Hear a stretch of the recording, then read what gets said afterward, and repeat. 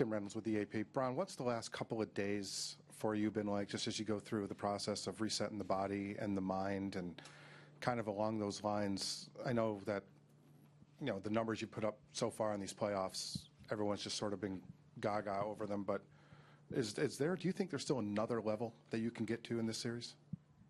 I think that's to be seen. But for the last, couple of days, obviously we was able to finish our series off on Sunday in Boston.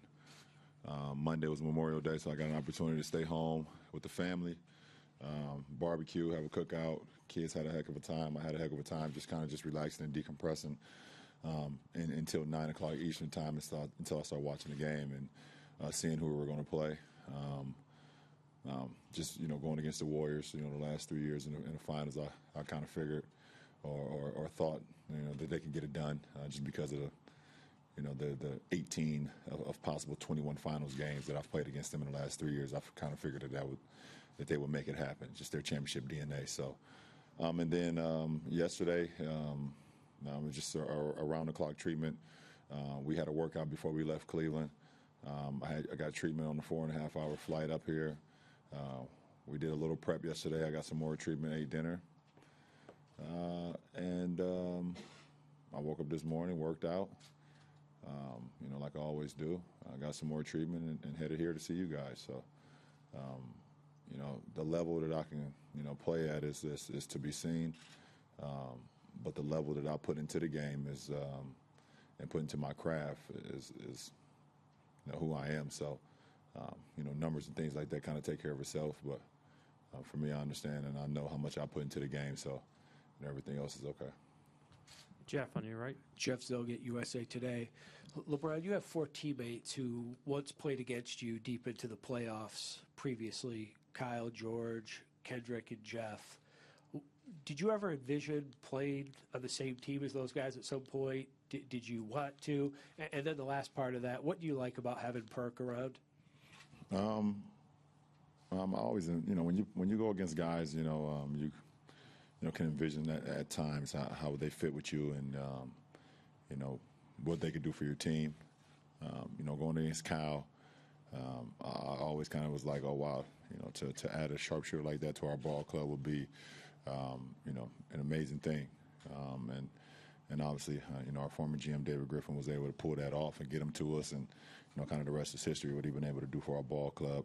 I've always loved George Hill, his length, and his ability to, put pressure on the defense, but also on the defensive side with his length.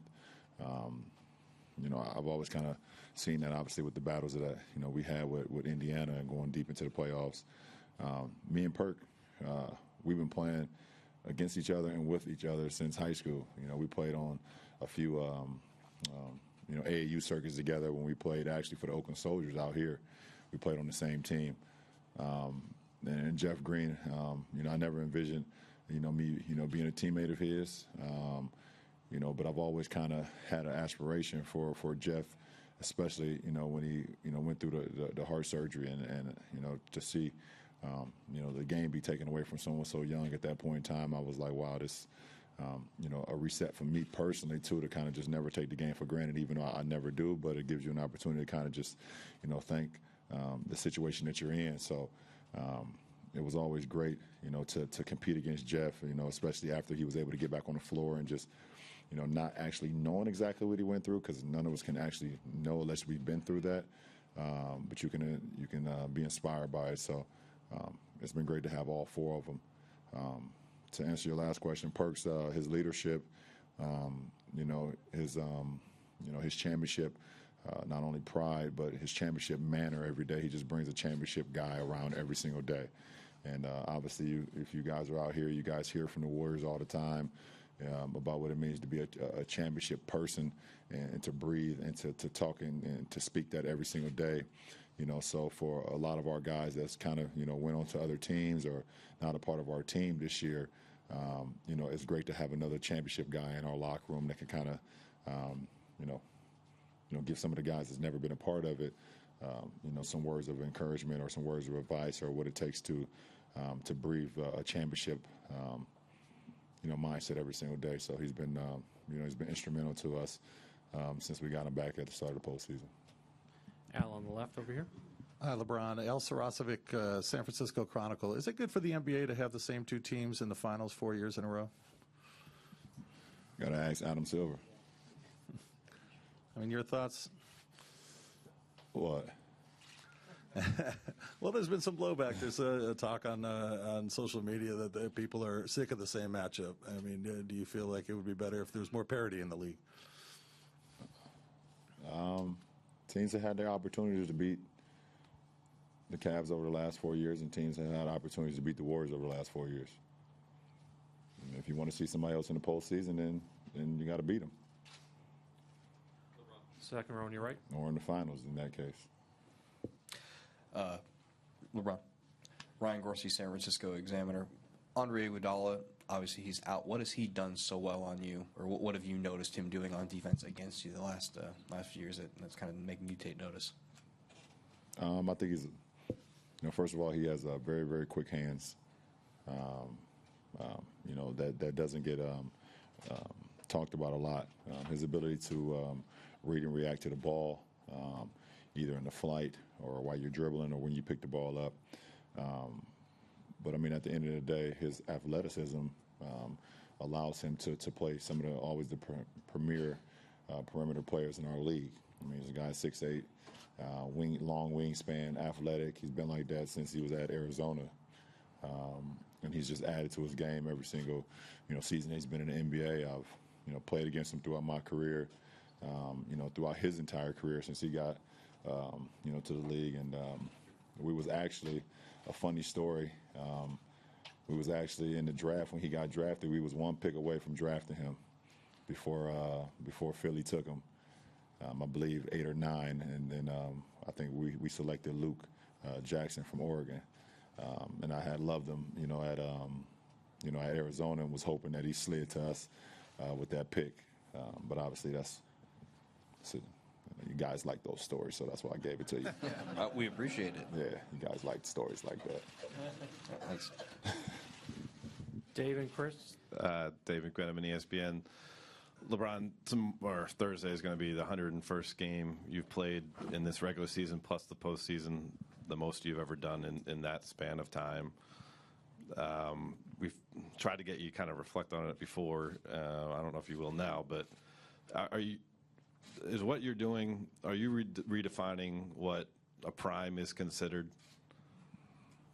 Because, I mean, in basketball circles for years was, you hit 7 or 8 seasons in, 27 years old. That was kind of the traditional prime. But now you're 15 years in and age 33 and about to play more basketball than he's ever played in. I think they've always kind of talked like the NBA prime is like, 27 to like 31, 32.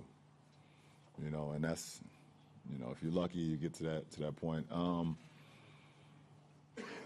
don't know. I've just never really, bought into that.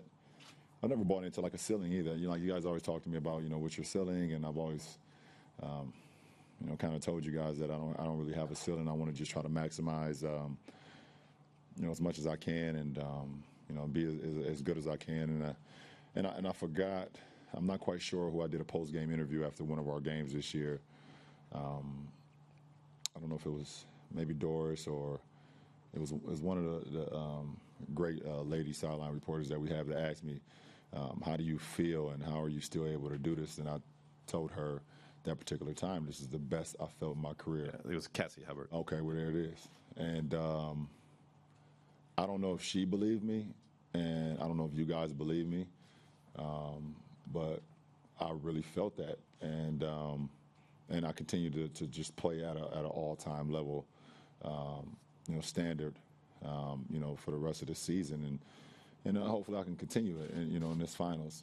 So, I've been blessed to be available. That's what I take pride in more than anything, is being available to my teammates every single day. And I think I've missed 1 or 2 practices a day because it's just, when you live in Northeast Ohio and you have 4 seasons, you will get sick. But I've been available for my teammates and been a leader to my teammates all year, and I've put in the work. And it's allowed me to be able to tomorrow suit up for the 101 consecutive time. And if I'm fortunate, I can suit up for, what was that, 108? See what happens. And just quick follow-up, does that best feeling still apply, even with Larry Nance falling into your leg and playing 94 minutes to close out Game 6 and 7?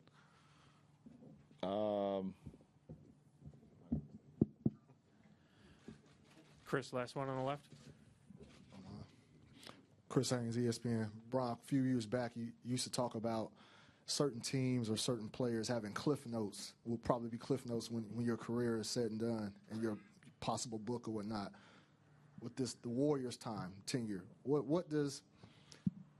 how impactful or meaningful is this, I guess, series of rivalry with you and your career? And how do you view them? Listen, Golden State is one of the best teams I've ever played. It's one of the best teams that's ever been assembled. And then they added Kevin Durant. So what does that do to them? It even makes them even more dangerous and, even more powerful and great. And, and it's just, it's for me as a competitor, it's fun. It's truly fun. And to know when I'm done playing a game of basketball, to know I played against some of the greatest teams I ever played, ever been assembled. And this is one of them. You look at it, they got, 4 Hall of Famers on their team, and Clay, Dre, Steph, and KD. They got a Finals MVP that comes off their bench. They got a number 1, draft pick, or I think what was Sean Livingston 1 or 2 or something when he came out and fought back, and and he comes off their bench. They got an all-star power forward and David West who comes off their bench. It's just like whoever they kind of suit up or whoever they decide to be a part of, what they got going on over here is just a really, really high IQ basketball player and know how to play the game of basketball. So, at what chapter will the LeBron versus Warriors fit into my book? I have no idea. That's for myself and whatever writer I decide to pick. I was about to say, I know one of you guys would love to be. Probably make a lot of money.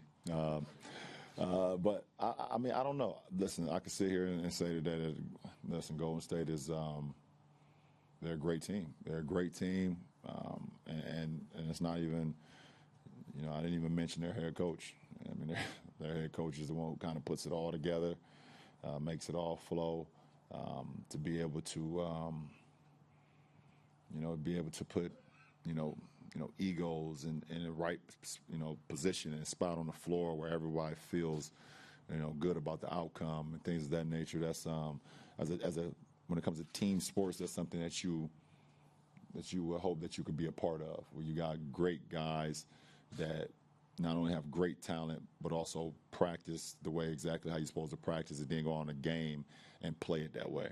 And I've been fortunate enough to be a part of, a few of those teams in my career, either from, NBA teams or Olympic teams, obviously. So, I don't know, Chris, I don't know where they will fall in my book, but they will have a nice chapter.